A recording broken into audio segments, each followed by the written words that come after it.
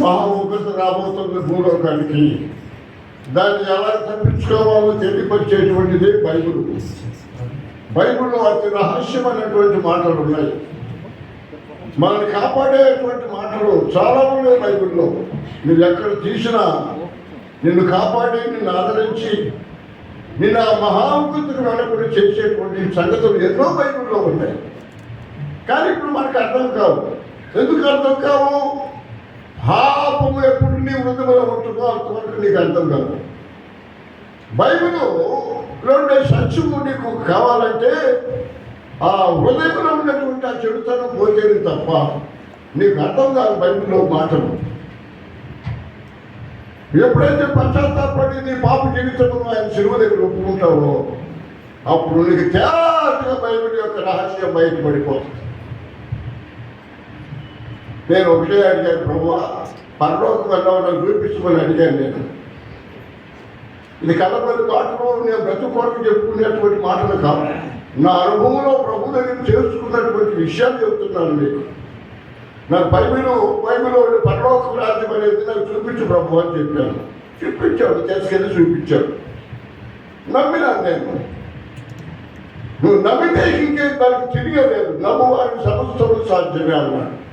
నువ్వు నమ్మటం శాత కావడంలా బైబిల్లో వాక్యం విన్న తర్వాత పశ్చాత్తాపడి కన్నీరు కచ్చి ఆయన దగ్గర ఒప్పుకోవడం నీకు అర్థం కావడంలో దావీదుకి అర్థమైంది. 32వ కీర్తన దయచేసి చూద్దాం ఏముంది అక్కడ.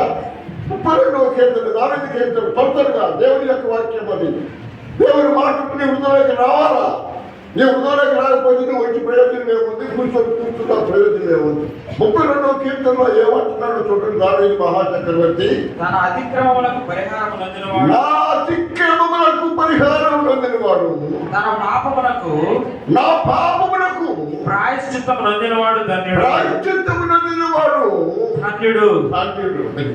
అది అసలు పాయింట్. అది అది అది సంపాదించుకో. ఇక్కడ మందిరానికి వచ్చి నువ్వు ఏదో సంపాదించుకోవడం కాదు, పేరు కాదు, ప్రఖ్యాతలు కాదు, లేకపోతే ఇంకా ఏదైనా కాదు. ఇది సంపాదించుకో ప్రభు దగ్గరకు వచ్చినప్పుడు. అది నీ జీవితంలో నిన్ను ఎడబాయదు, నిన్ను విధులు పెట్టదు, నిత్యం నిన్ను గమనిస్తుంది. దావీదు అలాగే చేశాడు.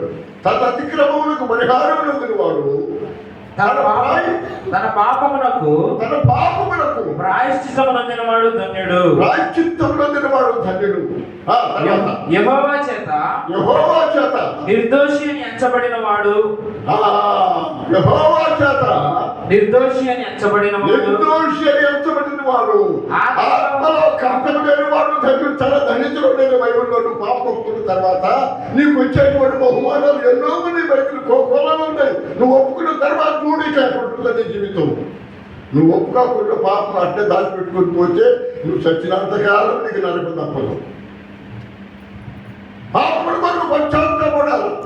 దావీదు ఇంకా 50వ కీర్తనలో పరాయి భార్యను తగిలించినప్పుడు, పాపంలో పడినప్పుడు, దేవుడు నాతాను ప్రవక్తను పంపించి మాట్లాడినప్పుడు కూడా ఆయన ఒప్పుకున్నాడు. 51వ కీర్తన దయచేసి చదవండి. దాన్ని కూడా దేవా నీ కృప చొప్పున నన్ను కరుణింపుము, నీ కృప చొప్పున నన్ను కరుణించుము, నీ వాత్సల్య బాహుళ్యము చొప్పున నా అతిక్రమములను తుడిచివేయము, నా పాపము తుడిచివేయము, నా దోషము పోవనట్లు నేను చేసినటువంటి పరాయి భార్యను తగిలించినటువంటి దోషమును బట్టి నన్ను బాగుగా కడుగుము. నన్ను బాగా కడుగు, ఆ గబ్బంతా కడుగు ప్రభు. నా అంతరంగంలో ఉన్నటువంటి పాపము గబ్బు, నా ఉన్నప్పుడు చెడుతను నా గబ్బు కడుగు. నీ యమన రక్తంలో నన్ను కడుగు ప్రభు. నీ సోపు గుజ్జుతో నన్ను కడుగు ప్రభు. అది సంపర్కుని పోవాలి ఎక్కడి నుంచి మనం. నువ్వు విని వాక్య విని అలాగే ఎత్తుకొని పోతే నీ పాపం అట్లే ఉంటుంది. నీ అంతే వస్తుంది, అంటే నీళ్ళ వలె వస్తుంది. నీ పాపం నీకు నాకు ఎవరికైనా సరే పాపము నీళ్ళ వలె నీకు అంటే వస్తుంది. ఆ తర్వాత చదువునాయన. నా దోషము పోవునట్లు నన్ను బాగుగా కడుగుము. అడుగుతున్నాడు దేవుడిని. అడుగుతున్నావా? నీ హృదయంలో పాపం లేదా? నీ హృదయంలో చెడుతనం లేదా?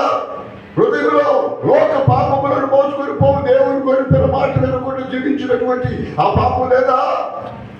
దాచిపెట్టుకొని వెళ్ళిపోతావా? ఎంతకాలం దాచిపెట్టుకుంటావు? దాని పోనీకి భద్రం చేసుకుని అని బైబిల్లో రాయబడి యోగ గ్రంథంలో దాచిపెట్టుకో, ఎలా దాచిపెట్టుకుంటావు? పాపము ఎలా దాచిపెట్టుకుని వెళ్తావో ఉండు, ప్రమాదకరమైనటువంటి ముఖ్యత రాబోతుంది ప్రపంచానికి. ఇక దావీదు యొక్క మాటలు కొన్ని మాటలు చెప్పి నేను ముందు భాగానికి వెళ్తాను. నా పాపము పోవునట్లు నా పాపం పోవునట్లు నన్ను పవిత్రపరచుము. దేవుడు అడిగాడు దావీదు, నువ్వు ఎప్పుడన్నా అడిగావా? నా పాపం పోవునట్లు కడుగు ప్రభావం ఎప్పుడన్నా ప్రార్థన చేశావా? నేను బాగున్నాను, పర్వాలేదు అనుకోలే పోతున్నావే, కానీ నా పాపము అలాగే ఉందని చెప్పి నువ్వు గ్రహింపులా కొన్ని ఎప్పుడైనా అడిగావా? దావీదు అడుగుతున్నాడు. మహాచక్రవర్తి, ఇశ్రాయేలు ప్రజలను పరిపాలన చేసేటువంటి రెండవ చక్రవర్తి ఆయన అంటున్నాడు, నా పాపం పోవునట్లు కడుగు ప్రభువా. నా అతిక్రమములు నాకు తెలిసే ఉన్నవి. నా పాపము, నా అతిక్రమము నాకు తెలిసే ఉందయ్యా. నా పాపం ఎల్లప్పుడు నా ఎదుటనున్నది. నువ్వు ఒప్పుకున్నంత కాలము, ఒప్పుకానంత కాలం ఆ పాపం నీ దగ్గరే ఉంటుంది. దాని వాళ్ళు ఎవరా పాపము ఎలుపు గంటలతో రాయబడి ఉన్నది, అది వందల పనితో లెక్కించబడి ఉన్నది, అది వారి హృదయమైన పలక మీద చెక్కబడ్డది. ఇరిగా గ్రంథం 12వ అధ్యాయం 2వ వచనం తేటగా మాట్లాడుతూ తను నా మాట. ఇరిగా గ్రంథము 15వ అధ్యాయము 2వ వచనం చూస్తే మానవుడి యొక్క జీవితం ఉండే పాపం అలాగనే ఉంటుందంటే ఒప్పుకున్నంత కాలం. యోధా పాపము ఇనుప కంఠముతో వ్రాయబడి ఉన్నది. అది వజ్రపు మనతో లిఖింపబడి ఉన్నది. అది వారి హృదయముల పలకల మీద చెక్కబడి ఉన్నది. వారు పాపము నీవు ఒప్పులంత కాలం నీ వెంటనే ఉంటుంది. నీ హృదయమైన పలక మీద దాచిపెట్టాడంటే దేవుడు. ఒకసారి ఆలోచన చేసి కడుగు ప్రభున్నాడు, నా పాపం దావీదు అడిగాడు,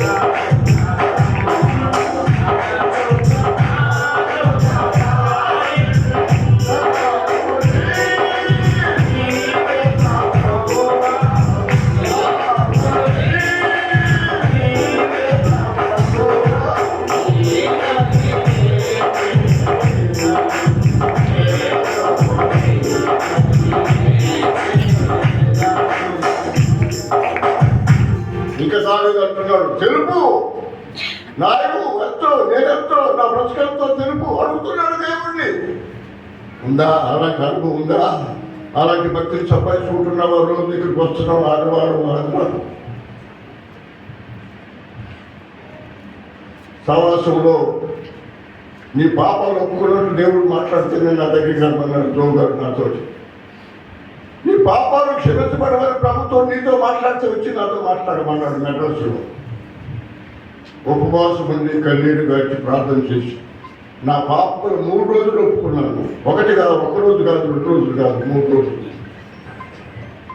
ఒక రాత్రి పూట FC పత్రిక 2వ అధ్యాయం ఆకాశ వారికంలో చూపించి చదవాలన్నాను అంతే. కాబట్టి నా బైబిల్ తీసుకో చూడండి.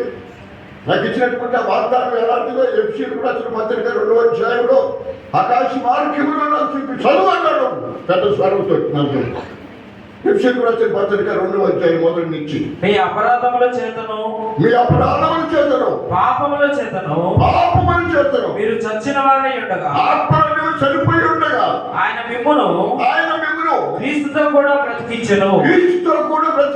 మీరు వాటిని చేయించు వాయుమండల సంబంధమైన అధిపతులు అనుసరించి మునుపడుచుకుంటుంది. ఈ ప్రపంచ ధర్మము చొప్పున మునుపు నడుచుకుంటుంది.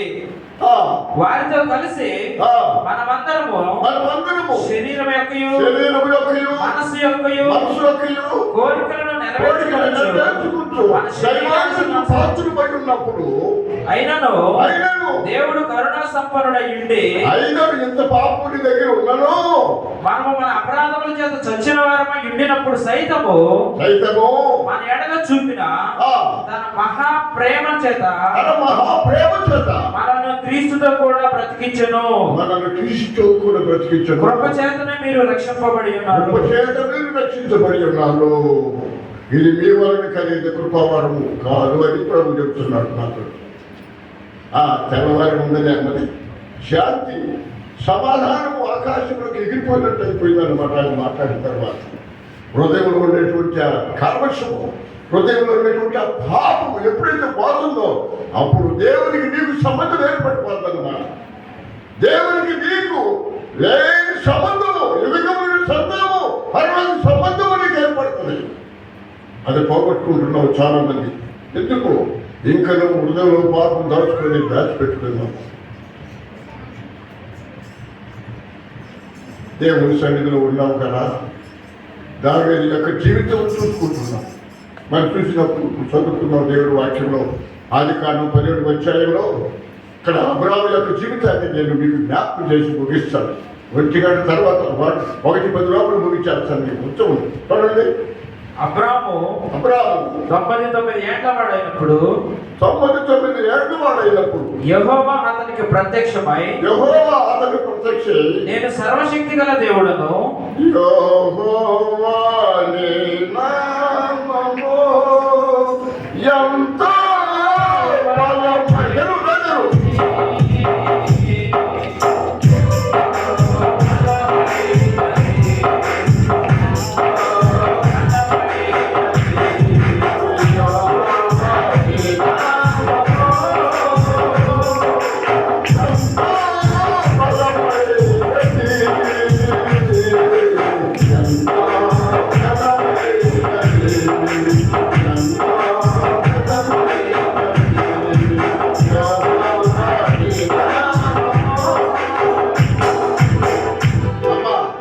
మీరు ఈ బ్యాచ్ పాడండి. ఆ పాట ఆ గీతం పాడండి చూద్దాం. ఈ బ్యాచ్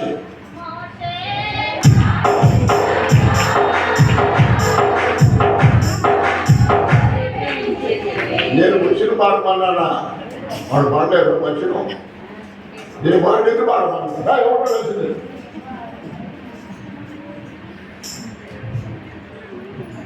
తను పాటలు చూద్దాం.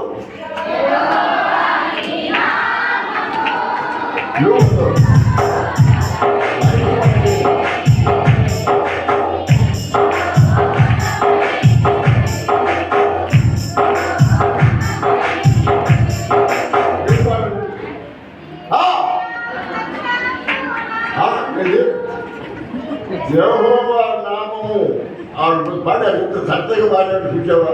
ధైర్యంగా ఏర్పలేదు.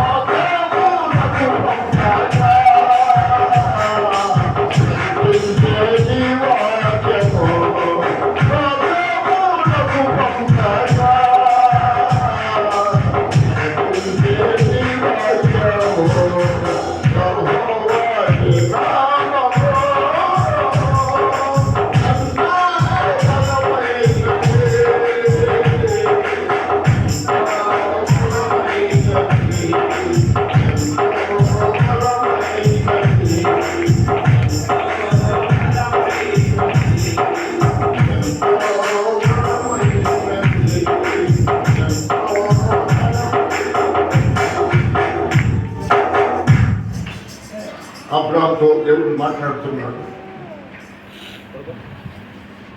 12వ అధ్యాయము ఆదికాండము 3 సంగతులు చెప్తున్నాడు దేవుడు అబ్రాహాముతో. ఆ 3 సంగతులు మీకు మనం చేస్తాను. నేను ఎప్పుడు మాట్లాడుతూనే ఉంటాను. దేవుని ఉద్దేశాన్ని కనుక్కోవాలి. మన ఉద్దేశాలు మనకు కాదు, మనం ఇక్కడికి రావాల్సింది. దేవుని పరిచయం ఏముంది, దేవుని ఇష్టం ఏమై ఉంది, దేవుడు ఏం కోరుకుంటున్నాడు, దేవుడు ఏం అడుగుతున్నాడు అనేటువంటిదే మనం నేర్చుకోవాలి బైబిల్లో. ఇప్పుడు అబ్రాహాముతో మాట్లాడుతున్నాడు. అబ్రాహాము 99 సంవత్సరాల వయస్సు వచ్చినప్పుడు యెహోవా అతనికి ప్రత్యక్షమై నేను సర్వశక్తి గల దేవుడను. ఆయన సత్యం ఎట్లా తెలుస్తుంది నీకు? ఇంటికాడ పడుకుంటే ఇంకా ఎవరితో ఉండి లేకపోతే ఏడాడో ఉండి మాత్రం సంగతి నీకు ఏమర్థమైపోతుంది? దేవుని ఉద్దేశం ఏమి చేస్తాడు? ఆయన ఉద్దేశాన్ని అబ్రాహాము పంచుకుంటున్నాడు. ఇక్కడ మందిరానికి వచ్చినప్పుడు మందిరం దగ్గర నువ్వు అనేక సత్యాలు నేర్చుకోవచ్చు. ప్రభు దగ్గర నీవు తెలియని అనేక సంగతులు తెలుసుకోవచ్చు. మందిరం దగ్గరికి వస్తే నా మందిరం సంవత్సర దినులకు ప్రార్థనా మందిరం అని అంటున్నాను. ఇది ఎక్కడో ఉంటే కాదు. మందిరం దగ్గరకు వస్తే దేవుని సేవకులు దేవుని వాక్యాన్ని ప్రకటిస్తుంటే అప్పుడు అర్థమైపోతుంది నీకు అబ్రాహాము యొక్క జీవితం ఏమిటో. 3 విషయాన్ని బయలుపడి చెప్పడానికి వచ్చాడు. అబ్రాహాము 99 సంవత్సరాల వయసున్నప్పుడు యెహోవా అతనికి ప్రత్యక్షమై నేను సర్వశక్తి గల దేవుడను, నా సన్నిధిలో నడుచుచు నిర్ధారించబడినము, నాకు నీకు మధ్య నిబంధనలు ఇచ్చి నిన్న తెనికముగా అభివృద్ధి పరుస్తాడు. దేవుడు అభివృద్ధి పరుస్తాడు, మనుషులు కాదు అభివృద్ధి పరిచేది. మనుషులు ఎప్పుడు నమ్మరు. చేరువులకి ఆధారం చేసుకొని యెహోవా మీద తనప్పుడు తప్పించుకొని వాడు శాపం చేస్తున్నాడు. ఇరవై గ్రంథంలో ఉంది. నువ్వు మనుషులు నీ జీవితంలో ఎప్పుడు నమ్మదు. నీ కడుపులు పుట్టిన బిడ్డలు కూడా నమ్మదు. లేకపోతే నీ కడుపులో పడుకునే భార్య పట్టుకొని నమ్మద్దు. బైబిల్లో ఉండే ఆ రహస్యమైన మాటలు. నీ కడుపులో పడుకునే నీ భార్యను కూడా నమ్మద్దన్నాడు దేవుడు. బైబిల్ ఎంత నీతిని నేర్పిస్తుందండి బైబిల్. ఎంత పరిశుద్ధమైన జీవితం నేర్పిస్తుంది బైబిల్. బైబిల్ అనుకుంటే ఏమనుకున్నావు? చాలా మంది అనుకుంటారు వాళ్ళ ఆ మతం లేరా, ఈ మతం లేరా, ఆ మతం కాదు, ఇది మతం కాదు, రెట మతం కాదు. మార్గమైన దేవుడు అబ్రాహాముతో మాట్లాడుతాడు. అబ్రాహాము అంటే అదే ముందు తండ్రి నాకు. అబ్రాహాము సర్వశక్తి గల దేవుడు ఏది మాట్లాడుతున్న మాటలు చదువు నాయన. అబ్రాహాము 99 ఏళ్ల వాడైనప్పుడు యెహోవా అతనికి ప్రత్యక్షమై నేను సర్వశక్తి గల దేవుడను, నా సన్నిధిలో నడుచుచు నిందారహితుడవై ఉండుము. అంటే పాపం లేని వ్యక్తిగా ఉండు. దేవుని ఉద్దేశం అది. దేవుని యొక్క ముఖ్య ఉద్దేశం ఏంటంటే ఇప్పుడు మందిరానికి వస్తేనే నీకు అర్థమైపోతుంది, లేకపోతే ఇంటికాడ నీకు అర్థం కాదు. దేవుడు ఏమంటున్నాడు ఇక్కడ? అబ్రాహాము నేను సర్వశక్తి గల దేవుడను. ఆ సంగతి అబ్రాహాముకు తెలియదు. ఆయన సర్వశక్తి దేవుడు అని నీకు తెలియదు. నీవు మందిరానికి వస్తేనే తెలుస్తుంది. మందిరంలో బయలు తీసుకొని చదువుతుంటేనే నీకు అర్థమైపోతుంది దేవుడి యొక్క వాక్యం. ఆది వాక్యములను వాక్యము దేవుడి ఎందువుడను, వాక్యమే దేవుడు అయ్యుడను. నువ్వు మందిరానికి వచ్చినప్పుడు వాక్యం ఇన్నప్పుడు అప్పుడు నీకు అర్థమైపోతుంది దేవుడికి తెలిసివేమిటో. నేను సర్వశక్తి గల దేవుడను. ఇది రెండోది, నా సన్నిధిలో నడుచుచు. ఇది రెండవ మాట. నడవటం అంటే ఏమిటి? దేవుడు ఏం చెప్తే తినాలన్నమాట. అది నడవటం అంటే. నడుచుతూ మూడో మాట ఏంటి? నిర్ధారించబడిండు. ఏ పాపలేని వ్యక్తిగా బ్రతుకు ఈ లోకమును. దేవుని కోరిక అది. మరి 3 ఉన్నాయా? ఆయన సర్వశక్తి దేవుడు అని తెలుసా? నువ్వు ఆయన సన్నిధిలో నడుస్తున్నావా? 3 ఏ పాపలేని వ్యక్తిగా బ్రతకాలని ఆశ నీకు ఉన్నదా?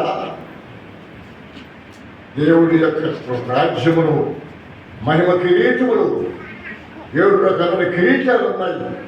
ఆ పరలోక రాజ్యములు ఉన్నటువంటి ఎక్కువ మంది స్త్రీలు లేరు, కానీ పురుషులు ఉన్నారు. ఆ పరలోక రాజ్యములు నాకు ప్రభు చూపించినప్పుడు నేను చూశాను. ఆ స్త్రీలు ఎట్లున్నారో చల్లని వస్త్రం వేసుకుని ఉన్నారు. మహాశబ్దంతో స్తోత్రము స్తోత్రము స్తోత్రము స్తోత్రం అంటూ ఉన్నారు ఆ రాజ్యములో. పిల్లరా జాగ్రత్త. అబ్రాహాముతో మాట్లాడుతున్న మాటలు మీకు నేను జ్ఞాపకం చేస్తున్నాను. అబ్రాహాము సర్వశక్తి గల దేవుడు, ఆయన సన్నిధిలో నడుచుతూ నిందారచనపై మనం ఉండవాలని కోరుకుంటున్నాడు. ఏమిటి? అబ్రాహాముకు చాలా సంగతులు ముందుగానే చెప్పాడు, జరిగే సంగతులు ముందుగా చెప్పాడు. ఏమండి? ఆదికాండం 15:13 ఒక రహస్యాన్ని చెబుతున్నాడు అక్కడ ఇశ్రాయేలు ప్రజల గురించి. 15:13 ఆయన ఆదికాండము ఆయన ఆయన నీ సంతతి వారు తమని కాని పరదేశమందు నివసించి ఆ దేశపు వారికి దాసులుగా నుందురు. వారు 400 ఏండ్లు వీరిని శ్రమ పెట్టుదురు. వీరు ఎవరికి దాసులగుదురో ఆ జనములకు నేనే తీర్పు తీర్చుదును. తరువాత వారు మిక్కిలి ఆస్తితో వారు దోచుకొని వస్తారు కాలానికి. వాళ్ళు పుట్టలు కొనిపోయి అబ్రాహాముతో చెప్తున్నాడు, దేవుడు ఎంత బహుమగా వాడు చూడండి.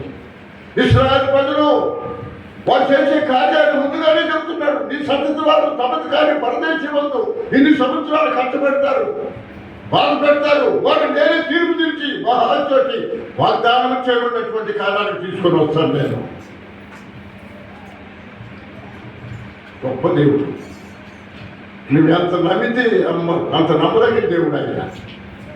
పాప మన సహోదరుడు ఉంది, అల్లుడికి భాష వచ్చింది, పోయాడు ఆ దేశం. మరి పేరే పేరు అడుగు, నీ పేరు అడుగుతే బాగా చెప్తాను. నీ పేరు అల్లుడికి వచ్చింది ఈసా, పోయాడు. భార్య కుమార్తె ఇక్కడే ఉంది, ఆమె చేశాడు. మాకు అందరికీ చెప్తుంది, ప్రార్థన చేస్తూ ఉంటాయా ఈసా రాలేదు, అల్లుడు పోయాడు ఉన్నాడు, కూతురే వేడు ఉంది, మీరు ప్రార్థన చేయబట్టి పాపం భలే బతులాడుతూ ఉంది. మేము అందరూ ప్రార్థన చేస్తే ఆ ప్రార్థన దేవుడికి వెళ్ళాడు.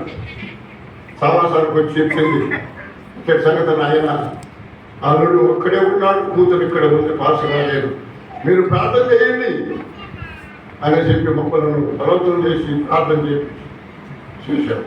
పాస్టర్ నిన్నో మనం వచ్చింది పాస్ అట్లది పరిగెత్తుకుంటూ వచ్చి అట్లా నాయన మన దేవుడు గొప్ప దేవుడు. ఏదంట? మన దేవుడు గొప్ప దేవుడు, గొప్పవాడే.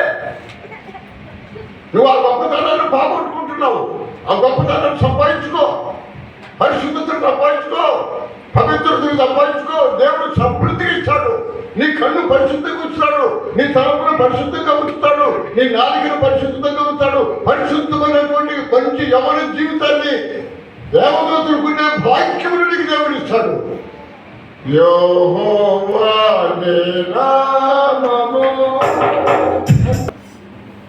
నా సన్నిధిలో నడుచుచు నడవడం ఒక ఆయన నడిచాడంట. ఆదికాండంలో 5వ అధ్యాయం 7వ వచనంలో మెతూషేల అనేటువంటి ఒక ఆయన 300 సంవత్సరం నడిచాడంట దేవునితో. 5వ అధ్యాయము 21వ వచనం ఆదికాండం. హనోకు 65 ఏళ్ళు బ్రతికి మెతూషెలను కనెను. హనోకు మెతూషెలను కనిన తరువాత 300 ఏళ్ళు దేవునితో నడుచుచు ఇటువంటి వ్యక్తి అండి. ఆలోకి ఇటువంటి వ్యక్తి బైబిల్ చెబుతుంది ఆయన విషయాల గురించి. ఆలోకు 300 సంవత్సరములు దేవునితో నడుచుచు. భార్య దానికి పిల్లలు ఉన్నారు. మెతూషెల కుమారుడు పోయారు 949 బ్రతికాడు ఆయన. ఆయన కుమారుడు ఆరోగ్య కుమారుడు 949 బ్రతికాడు. ఎంత గొప్ప రక్షకుడు, ఎంత గొప్ప దేవుడు మనకు ఉన్నాడు. దాచిపెట్టుకుంటున్నాం మనం ఆయన్ని. ఆయన బయటికి తీసుకురావడం వాళ్ళు తీసుకొస్తున్నారు అన్నిలు. ఆ బొమ్మను తీసుకొచ్చినప్పుడు ఆడవాళ్ళు మగవాళ్ళు కొక్కు తీసుకొని కలుకొని చదువుకొని మొక్కలు పట్టుకుంటారు. నోరు కూడా వాళ్ళు ఎగిరి దేవుని యొక్క ఉపద్ర పాత్రలు చూపిస్తున్నారు. మరి ఏది మరి 10 మంది పాపులేట్ తీసుకొని బజార్లకు వెళ్ళి సువార్త ప్రకటించడానికి వచ్చేటువంటి వాళ్ళు అలాంటి వారు ఏది మనకి సంఘంలో